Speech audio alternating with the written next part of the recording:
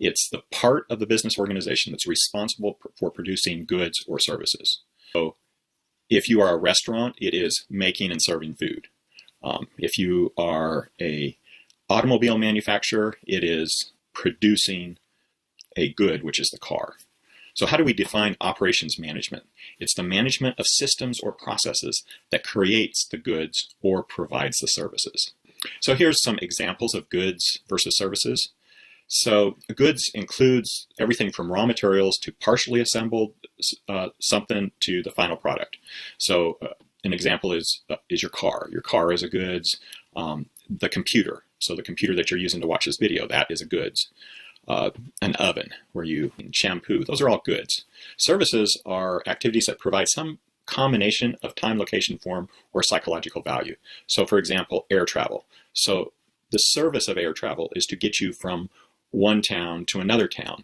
You're actually using a goods, which is the airplane, to get there, but your purpose isn't, you're not buying an airplane, you're just simply buying the air travel.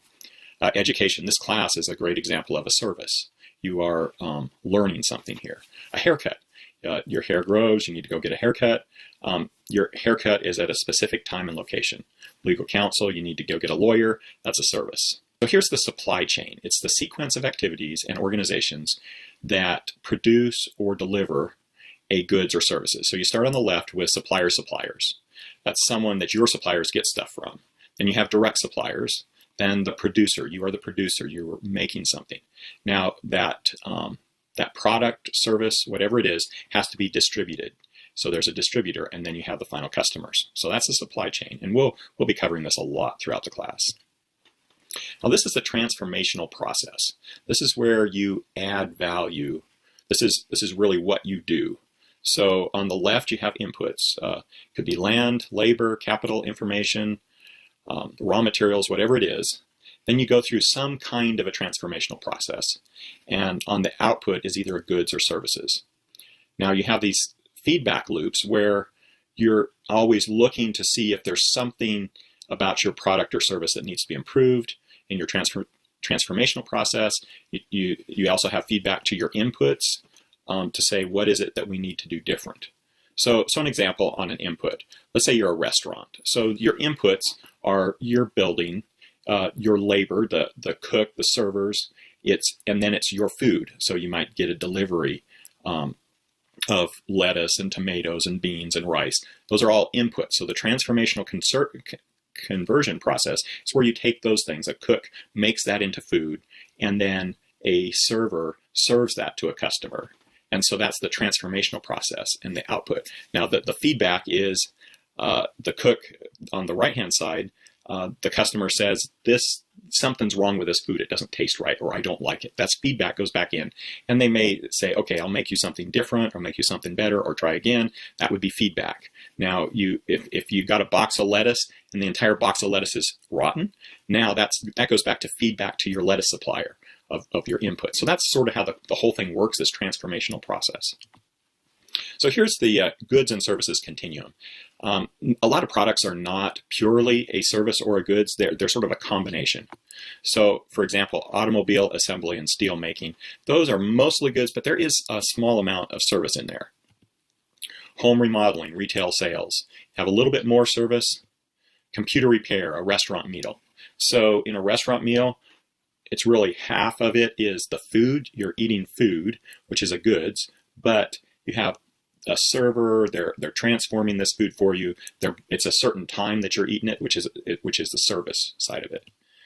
Songwriting, software development starts getting into services, surgery, teaching.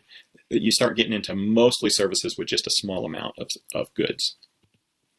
So why study operations management? So every aspect of business affects or is affected by operations.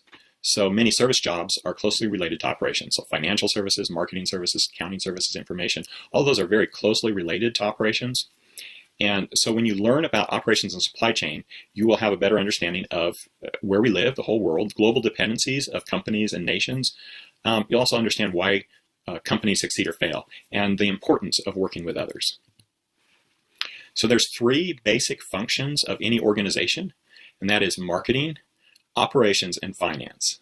So marketing is the part that goes and identifies customers, brings customers in. Operations is the part that actually makes something or does something, and finance is collecting the money, managing the money, all of those. Now there's overlap between these three areas. For example, under finance and operation, finance is responsible for budgeting the operations. They provide the economic analysis of an investment proposal. Let's say that you say, well, we should have a new restaurant. Okay, so that new restaurant, how much is it going to cost? What's the return on investment? Those kinds of things. And then they provide the funds. So finance is responsible for providing the funds to pay for your servers or your cook, pay for the food, all of those. And then marketing has an impact with operations. So marketing is responsible for providing demand data. So we're going to have this restaurant. Marketing is responsible to analyze how many people we think will come to that restaurant at what time. Product and service design.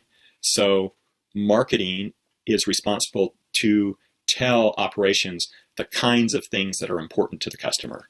Marketing does the competitor analysis. So we look at a restaurant, we want to put a restaurant over on Main Street. Well, marketing will go over there and look and say, well, there's another restaurant that does the same thing as us, and we'll have to compete head to head. That might not be the best location. They're looking at the competitors. Lead time data. So marketing is responsible for promising customers the product on a certain time, but they need to work with operations because it might be normally when you place an order, we'll provide it in a week, but maybe operations has a backlog and they need to go tell marketing, the lead time for this is really going to be 2 weeks because we have too much to do.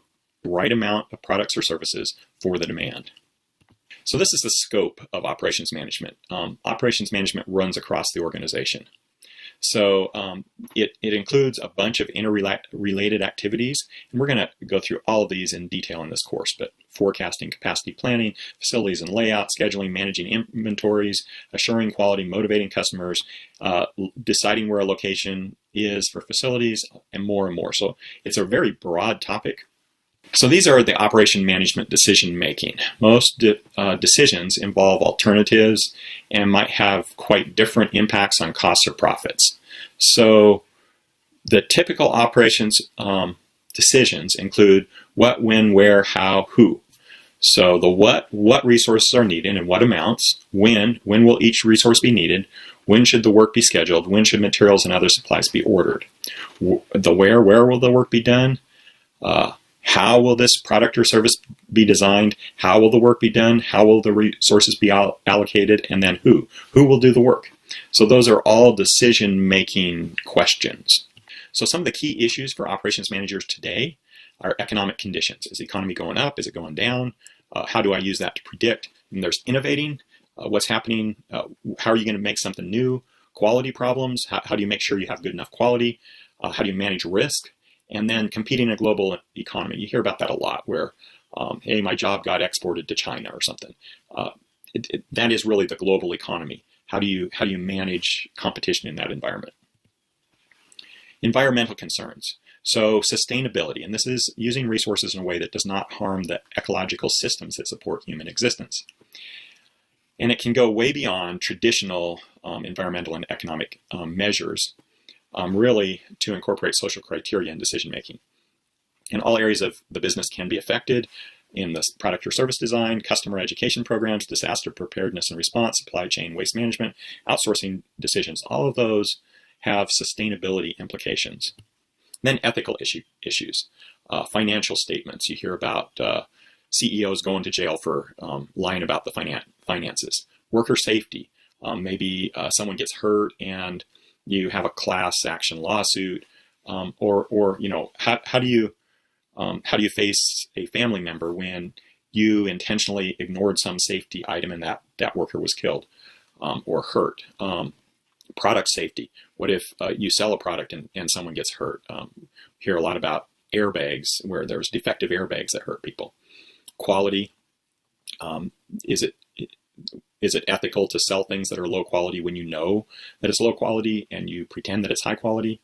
The environment, are you dumping things into that pollutes rivers that would, if you were caught, would send you to jail? Community, maybe how are you dealing with the community? Hiring, firing workers, are you ethical there? Closing facilities. closing a facility in one town and moving it to another town, what does that do ethically? Worker rights, all of those are ethical issues.